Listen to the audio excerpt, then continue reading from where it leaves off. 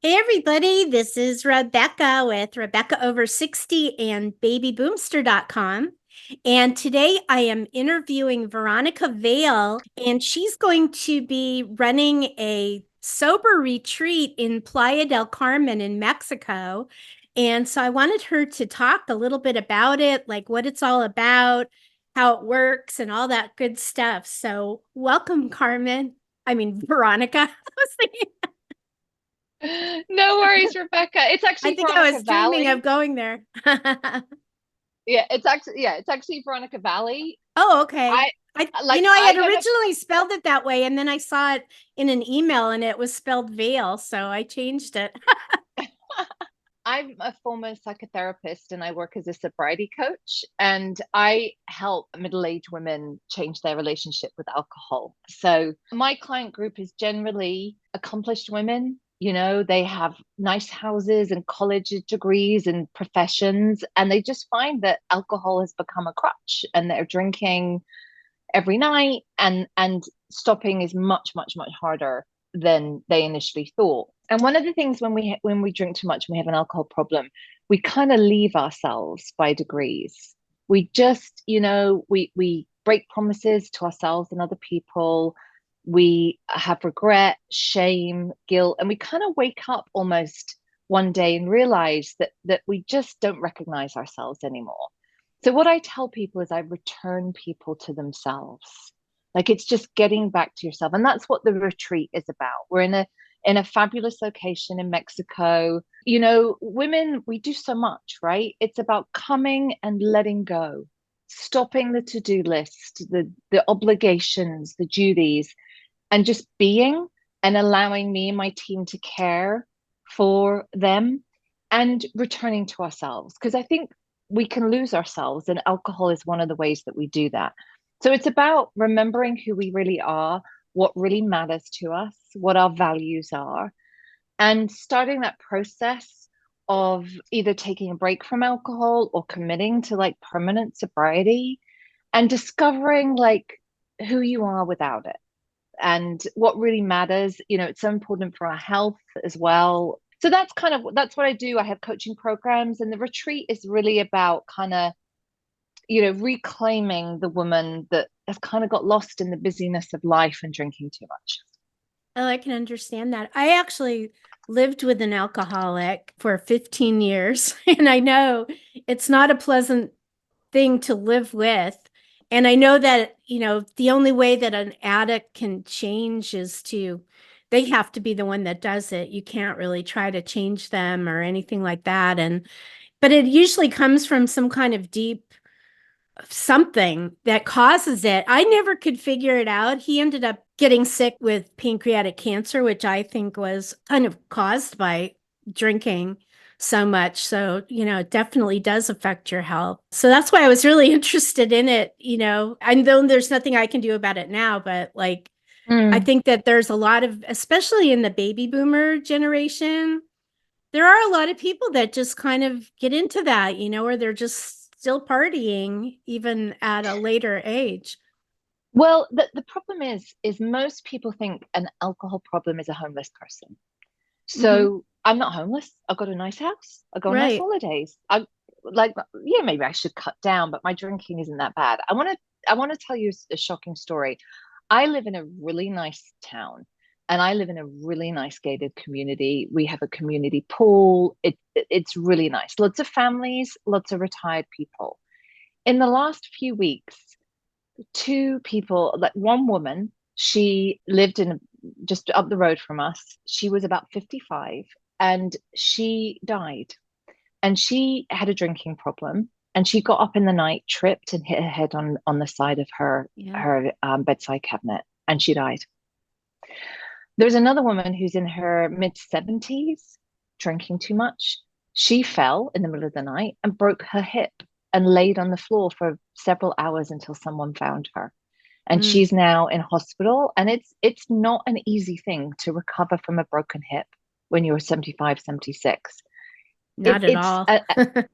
and I kind of realized, like, there's a lot of people here who they have a nice retirement and they're drinking every single night. There's a real risk I did a TikTok video on this actually, and it went viral. Alcohol is incredibly bad for our health. It's literally the worst thing you can put in your body. It is at the root of so many cancers. But I don't think what people realize is post 50, the biggest risk is falls. It's having a fall.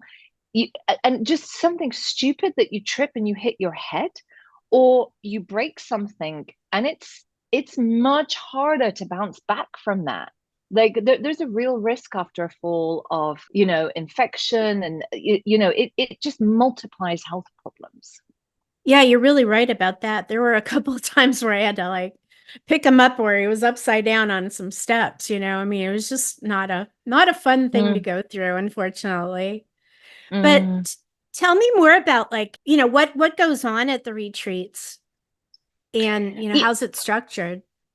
One of the things that's great about the sober retreats is, one of the things that when you first stop drinking is, people often associate vacations with drinking, right?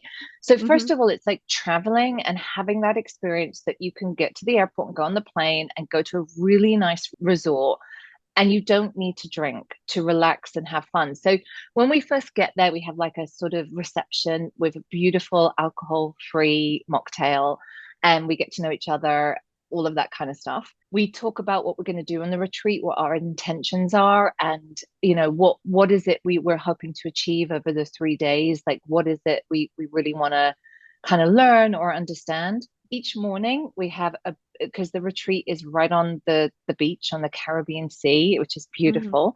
We have a beach walk every morning. I just find that when I run my retreats and there is like a hike or a walk, it just enables conversation and connection.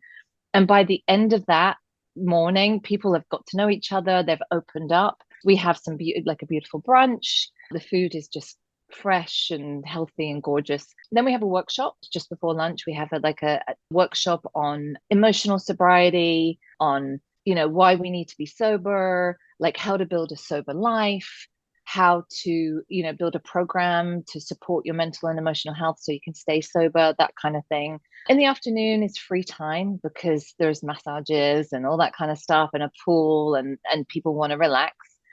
And then in the evening, one evening, we have like a meditation, we have a sound bowl, we have a beautiful meal together. And then we have like a sharing circle in the evening, which is where we reflect on what we're learning, the breakthroughs and ahas that we're having. That's very common, is because, again, it's like out of your life, out of all of those distractions, to really kind of think and work things through. So women generally have a lot of like, oh my gosh, I've just realized, oh my gosh, I see things really differently. Oh my gosh, I've just had this realization. So the sharing circles where we can kind of talk about like, I'm really realizing a lot of things now that I'm here and away from my life and that kind of stuff. So it's about relaxing. It's about community. It's about connection. It's about learning and growth. And it's about like getting back to yourself as a woman and reclaiming yourself. And that's what I hope women would feel at the end of the retreat. Yeah, it sounds like a wonderful vacation. It's like a weekend, right? It's pretty much, or it's 4 days and 3 nights. So it's the Thursday evening through to leaving on the Sunday morning. So it's enough time to feel like and relax, but then you can get back to your life on Sunday afternoon. It's super easy to get to as well. The airport is Cancun. That part of Mexico is just like designed for tourists, so everything is really easy. Yeah, nice break in the sun. So what do you do after the retreat to follow up with them? Because obviously 4 days is wonderful, but people that are alcoholics will go back to what they're doing, just because they haven't completely solved all their problems, obviously. And then I have lots of recommendations, that's what we do in the final sharing circle. What is your next steps? Some women will join I have online coaching programs that they want to join with me, and other suggestions that fit other people. So we talk about on the final night, like, how do you carry this forward? So that makes sense. they can come into one of my programs or explore other avenues as well. That makes sense. So tell us like how women would become involved in this. The retreat is enrolling now, so they can reach out to me through my website, soberful.com. And it's There's in also, January, so I yeah, don't think it's I mentioned January. that Let yet. me just, sorry, I should have had these details right in front of me. Let me just get there is a booking link, which I can certainly send to you, which people can have. So yeah, it's January 23rd to the 26th. I think we're about 40% full, so we still have lots of spaces. It'll be on my social media by the time this gets released. You can find me at Veronica J. Valli on Instagram. It'll be there. It'll be on my website, soberful.com, and I'll let you have the link as well so people can hopefully just connect from there. So there's lots of pictures and all the information. Everything's included. It's 3 days and 4 nights. It includes all meals and beverages. It includes all of the sessions and content, all taxes and gratuities. Yeah, everything's included really, but the airfare and the transfer from the airport. Oh, okay. That's good to know. And it's at the House of Aia, Aia. Yeah, hard to pronounce. It's a beach resort. It's a luxury beach resort on like powdered, like that. I don't know if you've been to the beaches in Cancun. It's like walking on baby powder.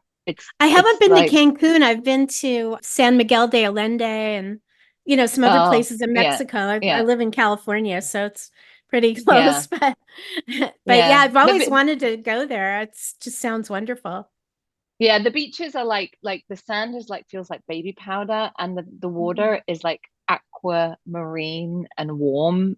So they're famous for how beautiful their beaches are. Yeah, it's the Um, Caribbean. yeah, Sort of. and Yeah. we're right on the beach, so you can just kind of walk out from your room or breakfast and just be right on the beach. And yeah, it's a beautiful luxury resort with gorgeous food and Oh, yeah, yeah, I love the full food of in Mexico. I would really yeah, recommend it. If you're going to go yeah. do something, do it there. For sure. Absolutely. Yeah. Well, that's wonderful. Was there anything else you'd like to say about it? No, it's really, I want to say that like nearly everybody who's coming is coming kind of by themselves. And I want to just encourage women like, we take really good care of you. You will walk in a stranger, you will leave a friend. Mm, It's like the connections and camaraderie are really my favorite part.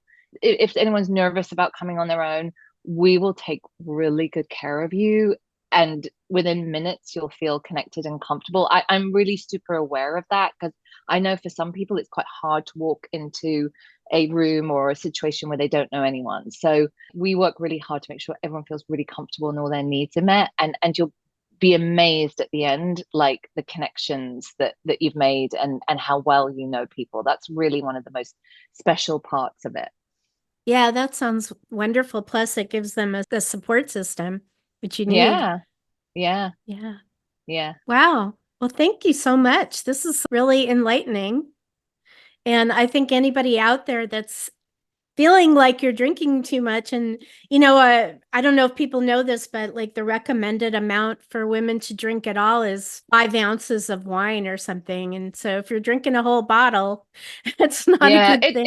it's actually none. I Yeah. mean, the research has not always been, to be honest, representative. It's Uh-huh. zero. There's no like safe, and a Right. lot of people, 2 or 3 glasses a night is a massive amount for a middle-aged woman. Massive.